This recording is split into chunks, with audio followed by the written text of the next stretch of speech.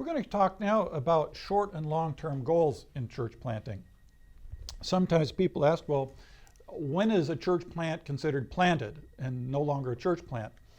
And so we might consider a short-term goal as some of the basic things we want to see achieved when we could say that church is planted. And if there was a missionary church planter or itinerant church planter, that person would then move on. Well, if we look at the Apostle Paul, we see again that there wasn't a lot that had to be in place. There were people that were reached from the community, new believers. They were coming together. They were meeting regularly, as we said, for biblical purposes. And the key was those first leaders were installed. And so we find that Paul and Barnabas, for example, on that first missionary trip, they had evangelized places like Lystra and Iconium and so on, and Derbe.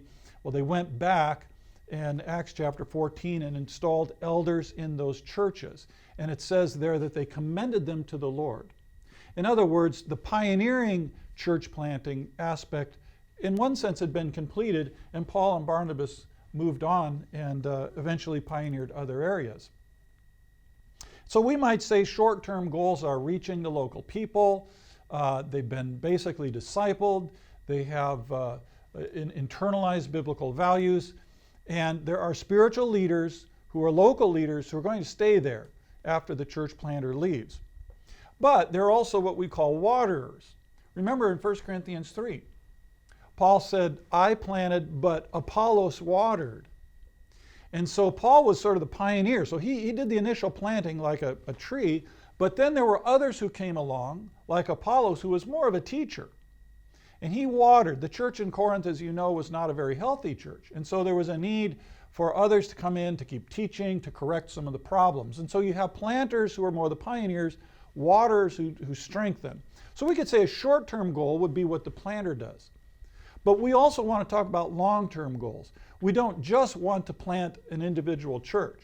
As we said, we want healthy churches. We want reproducing churches. We want churches that are taking the mission of God forward.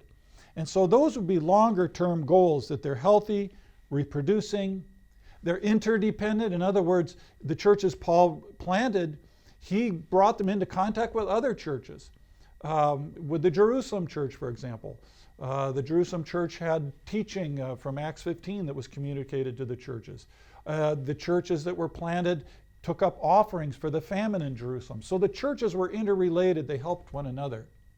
We also find Paul constantly taking workers from one church and sending them to another church. We see in the letters and the scriptures that there's greetings going back and forth. So these churches were not totally independent on their own, but they were relating to one another. And that's important, especially if we want to create a sense of movement. We sometimes talk about the three self-definition of indigenous churches, that they're self-propagating. In other words, a church is now evangelizing on its own. It doesn't take an outside missionary. They're leading people to Christ. The church is self-supporting. It's financially able to cover its own needs. The funds that were used to start that church can now go and start something else. They're self-governing. In other words, the leaders are local leaders. There's not outsiders telling them what they have to do, but they're local believers that have grown and now have leadership.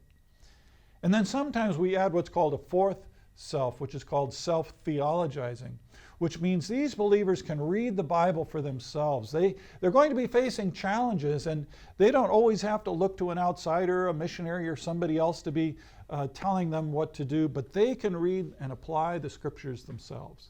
And they can face the challenges that they're facing. And this doesn't mean an outside missionary or other people couldn't help, but they're mature in their word and their use of the Word of God. So these would be longer-term goals that we would be looking for. Now, let's talk about the contexts of church planting.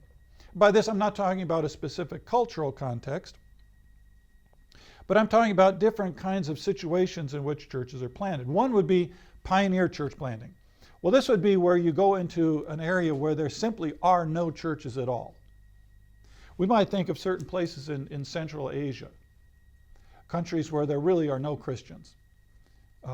And so the missionary, the church planter goes in, and that person is going to have to win the very first people to Christ. There might be a team of people that go in, But this would be ultimate pioneer church planting, starting from zero. There's no other believers there. There's nothing to start with. This is, of course, what Paul was doing in most of his ministry. He said, I don't want to build on somebody else's foundation. I want to go where Christ is not known. That would be sort of your ultimate pioneer church planting. And there's still a lot of places in the world today, we call them unreached people, that need pioneer church planting. And that takes a special kind of church planter who can adapt to that culture, who can maybe even learn another language, who can learn how to communicate in a way that really speaks to the heart of those people, and can bring them together. It's a big, big challenge. Another type of context would be what's called replacement church planting. And this would be planting a church in a place where maybe there used to be Christians, but there are not any longer. We think of Turkey. You know, those churches that Paul planted in Asia Minor, in Ephesus and Smyrna and Philadelphia and all those churches there, that today is Turkey.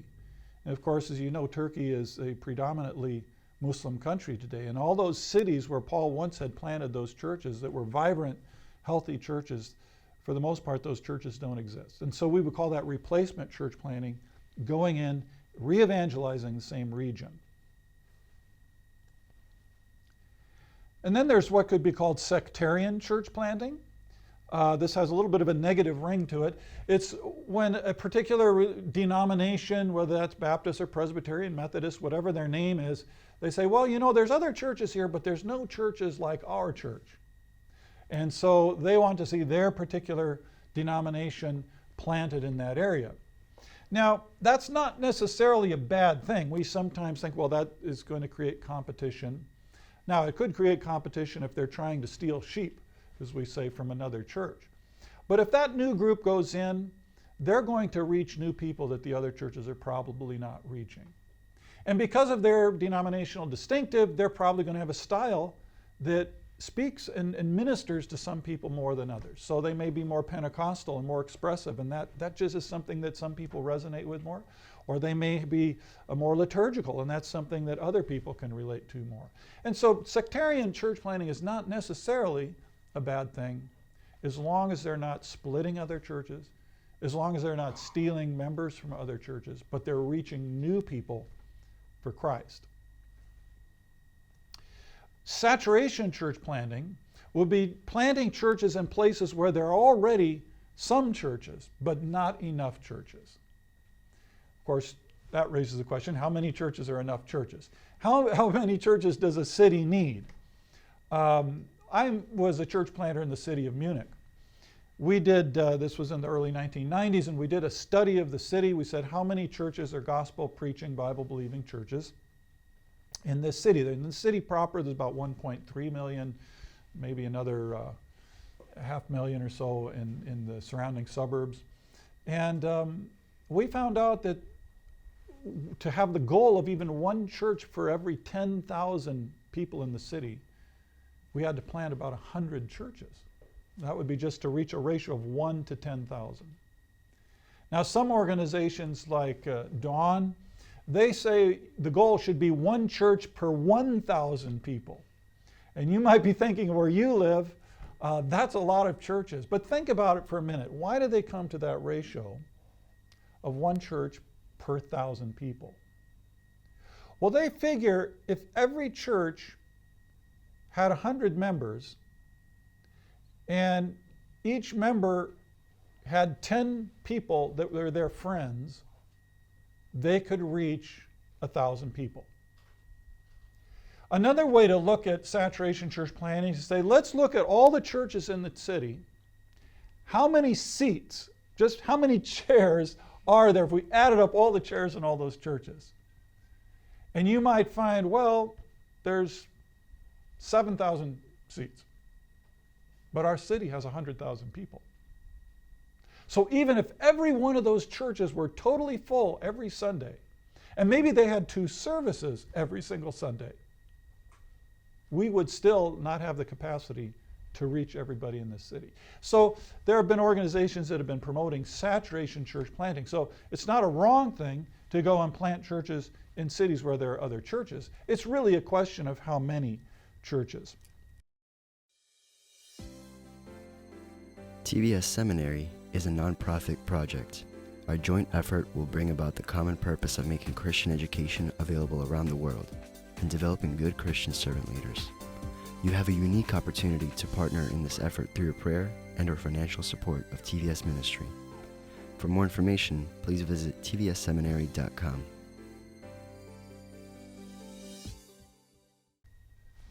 Now, that does raise the question about how do you relate to other churches? Because many of us are going to be planting churches in a city or a community where there is another church. When is that really legitimate? And I give these recommendations. First of all, honestly evaluate the spiritual needs of the community. There actually are some communities that have a lot of churches, a lot of different kinds of churches, and are doing a good job. Maybe that's not the best place to plant a new church. Maybe you should go to another community or another city. And so you consider how many churches are really needed. You also consider the question of nominalism. I mentioned this before. Maybe you're working in a place where everybody says, I'm Lutheran, or I'm Roman Catholic, or I'm Orthodox, but you know that on any given Sunday, there's maybe only 5% of the people that are really attending church. In other words, they call themselves Christian, but they're really not practicing. They don't necessarily have a living relationship to Christ. And I think in those places, we have a right to say, we will reach those people who are not followers of Christ. I believe it is appropriate to inform other churches. Now again, you'll have to know about your context how this works. But my practice has been in Germany, where we were church planters in largely Roman Catholic part of the country. I would go and try and talk to the local priest or a local pastor and at least tell them that we were there, why we were there, what we were doing, just in fairness to the others. Now sometimes that will mean they can create trouble for you.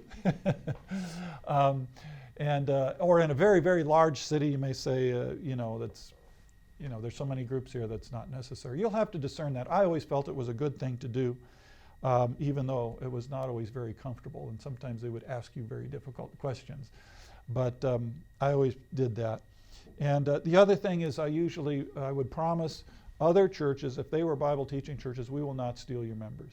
If anybody comes to my church that has been an active part of your church, I will inform the leadership or the pastor of that church and say, a certain person started coming to my church that's from your church.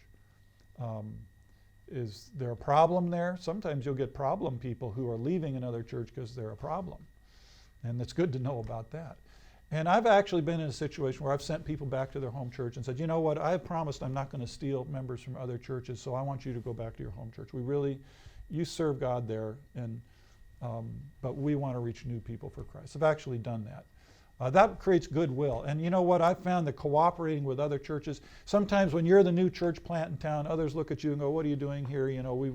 We have a hard enough time reaching people. We don't need you. You're going to be competition and so on. That's not unusual. But I found that if you show goodwill and you try to cooperate with the other churches, I found usually that they will reciprocate, and sometimes you can have projects that you do together. So those are just a few words about planting churches where other churches already exist.